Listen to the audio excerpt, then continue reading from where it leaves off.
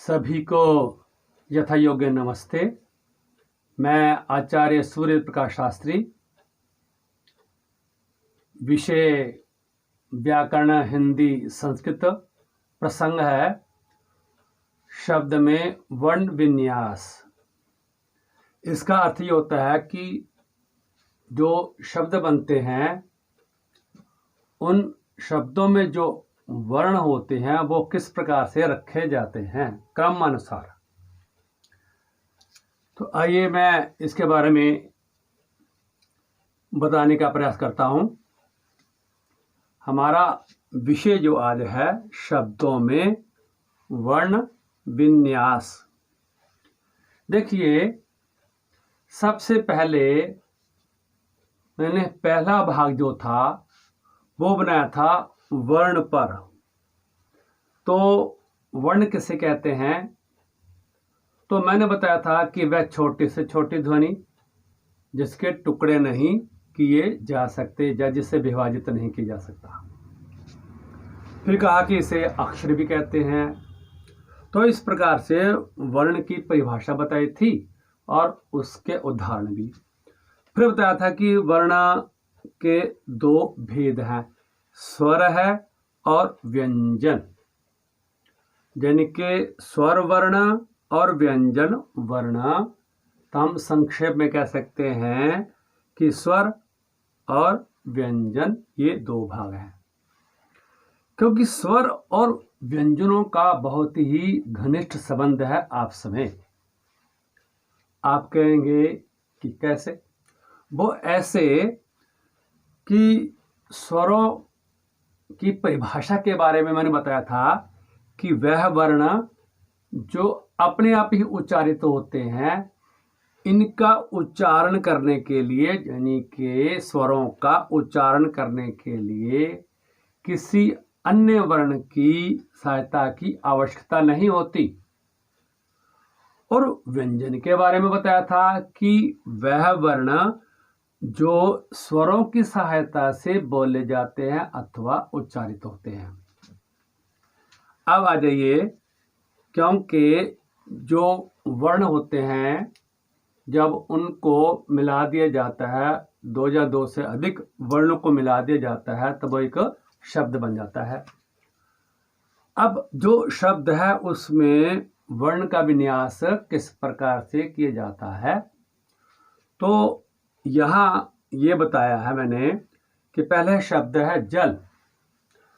तो जल किस प्रकार से बनता है, किन किन वर्णों के मिलने से या सहयोग से बनता है।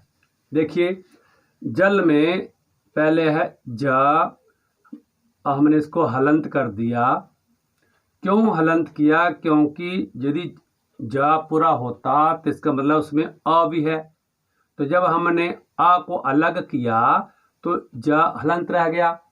तो इस प्रकार से जा हलंत प्लस आ।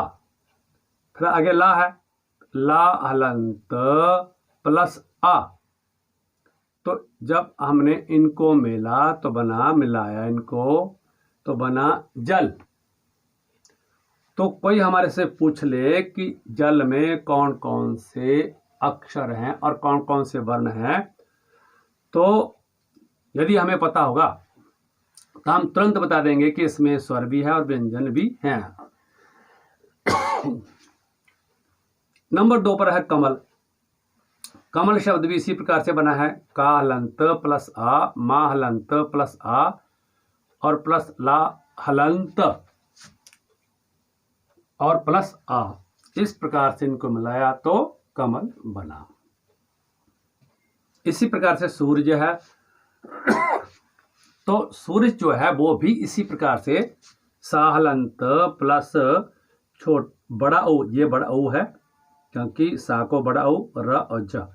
तो साहलंत प्लस बड़ा ओ, आगे प्लस रा हलंत प्लस आ, फिर जा हलंत प्लस आ, इनको मिलाया तो सूरज बना। या ऐसा कह सकते हैं कि सूरज शब्द में यह वर्ण होते हैं।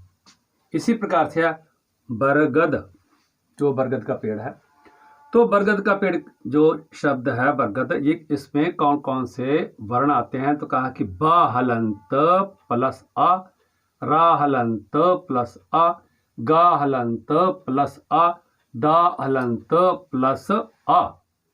इस प्रकार से जब इनको मिलाया तो बरगद बना। या ऐसे भी कह सकते हैं कि बरगद शब्द में और ब अ से लेकर के द अ तक के वर्ण इसमें आते हैं या समाहित होते हैं। पांचवा है हरि। तो हरि में कौन कौन से वर्ण आते हैं? देखिए, पहले है हा, तो हा हलंत होगा और प्लस आ। आगे है प्लस रा हलंत होगा और फिर प्लस छोटी ई की मात्रा होगी, क्योंकि ये रा है इसलिए। तो ये हा हलंत में आ हमने मिलाया तो हा पूरा बना, और रा हलंत में छोटी ई की मात्रा लगाई तो हरि बना, तो मिलाया तो हरि बना। हम ऐसा भी कह सकते हैं कि जो हरि शब्द है इसमें, ये जो हरि शब्द है इसमें ह प्लस अ हालंत प्लस अ प्लस राहलंत प्लस ई, इस प्रकार से वर्ण आते हैं। तो इनका ज्ञान भी होना बहुत ही आवश्यक है, और यदि इसका ज्ञान हमें अच्छी प्रकार से हो जाएगा या प्राप्त होगा, तभी हम जान सकते हैं कि शब्द को अलग अलग किस प्रकार से कर सकते हैं। ये चीज़ें जो है हमें संधियों में भी काम आवेगी।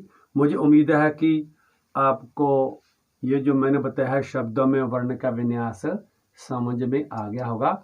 उम्मीद करता हूँ कि आप इससे लाभ उठाने का प्रयास करेंगे। इति ओम शम।